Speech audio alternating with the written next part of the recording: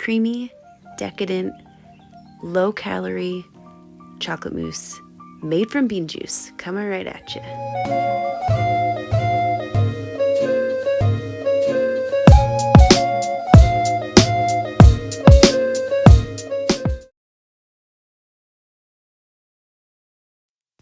Okay guys, first things first, we need that bean juice.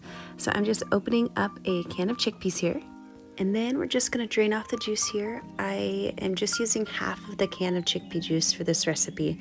So I've got a couple jars that I'm going to portion them into so we can save the other half for another time for a different recipe or more of the same recipe.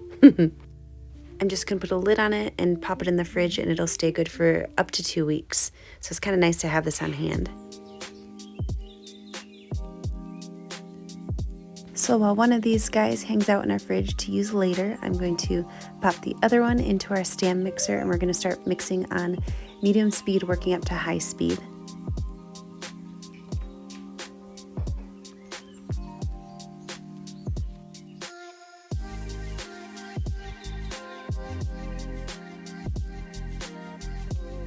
And once we're nice and frothy, so like 30-45 seconds in, I'm just going to add 1/8 of a teaspoon of cream of tartar, and this is going to help stabilize our mixture so it doesn't deflate super easily.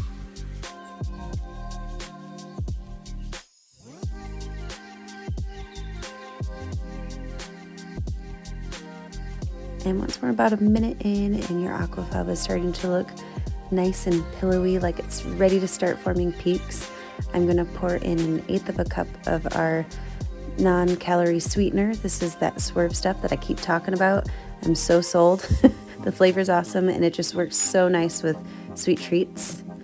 And after we mix that all in, I'm going to add 1 teaspoon of vanilla extract and keep whipping it real good. And once we start to form stiff peaks like so, I'm just going to really awkwardly wipe down the sides of our stand mixer because I'm doing it one-handed.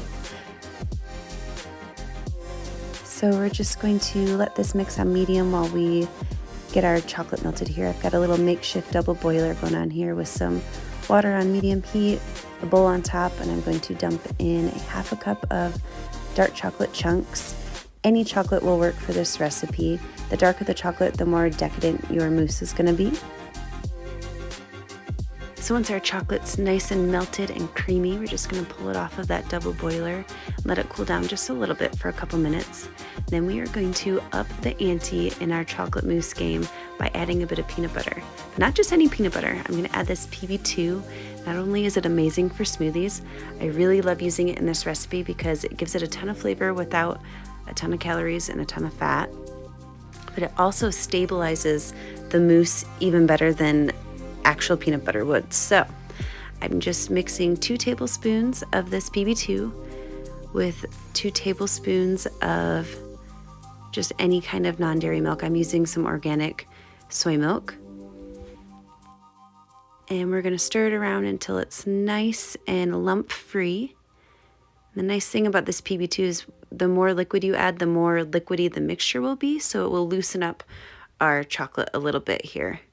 And clearly this tablespoon is working really well for me. I'm going to switch out to an actual spoon so you don't have to sit and watch me struggle for 20 minutes. There we go. Now we're getting somewhere. So once it's nice and lump-free, we're just going to pour it right into our chocolate and mix it all in together. It's going to cool down our chocolate a little bit, so it will stiffen it up a little bit, but it's definitely lightening everything up flavor-wise and texture-wise once we get that aquafaba going in there. And who doesn't love chocolate and peanut butter as a mousse? I mean, come on. This is like perfection. And super low calorie, no added sugar. I'm excited for you guys to give this a try. So we're just mixing in everything up, like I said. And then we're going to start folding in our aquafaba. The trick is here to start with just 1/4 of your aquafaba mixture. So we don't want to deflate everything. We want to keep as much air in as possible. So if you start with 1/4 of the amount, that you've got mixed up, and just don't even worry about deflating it at this point. Just incorporate everything together and mix it really well. It's gonna break up our chocolate mixture, loosen everything up a little bit, and get it ready to be folded into the rest of our fluffy aquafaba. And true to Andrea form, I don't know if you've noticed this about me before, but in a lot of my videos and in my life in general, I like to use the smallest bowl possible to make the biggest mess possible. This bowl worked really great as a double boiler, but it's not so hot for mixing together chocolate mousse. So maybe use a little bigger bowl if you're going to do this at home. Okay, once everything's nice and incorporated and smooth, I'm going to add one more dollop of the aquafaba to loosen up our chocolate even more. So about a third of the mixture is going to go into mixing this first little section to loosen everything up and get it ready to incorporate. And once we've got that totally mixed into our chocolate, we're going to fold it into the rest of our aquafaba to create our nice and luscious, super airy mousse.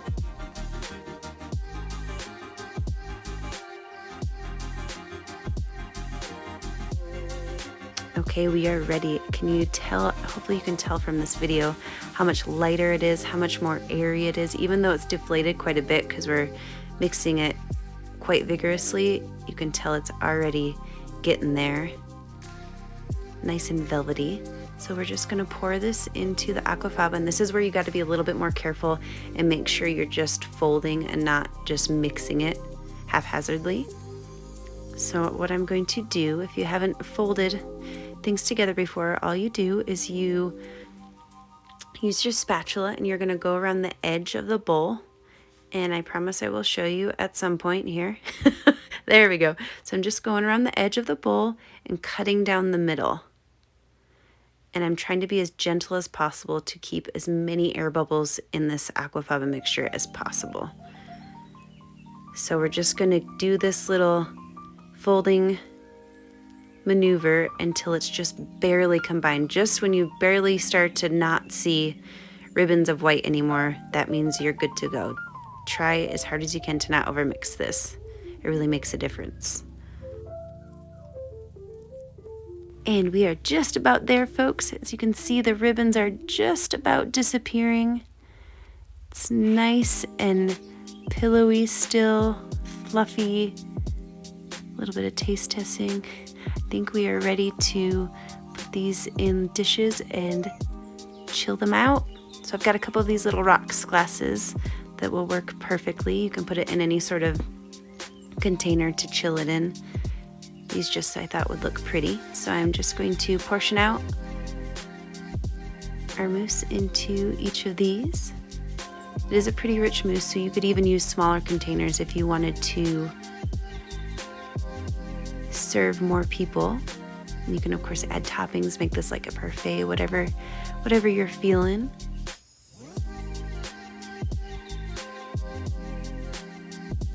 And once our glasses are full, we're just going to pop these in the fridge for at least a half an hour. The longer you keep them in the fridge, the more they'll settle just a little bit, but the air bubbles will definitely stay in for at least a couple days. I recommend eating them within a day or two from making them. So it's been about a half an hour and we are good to go. As you can see, it's settled just a little bit. And we're just going to decorate them with a couple of these little sun butter, peanut butter cups that I got from our natural grocers, just to make them real pretty.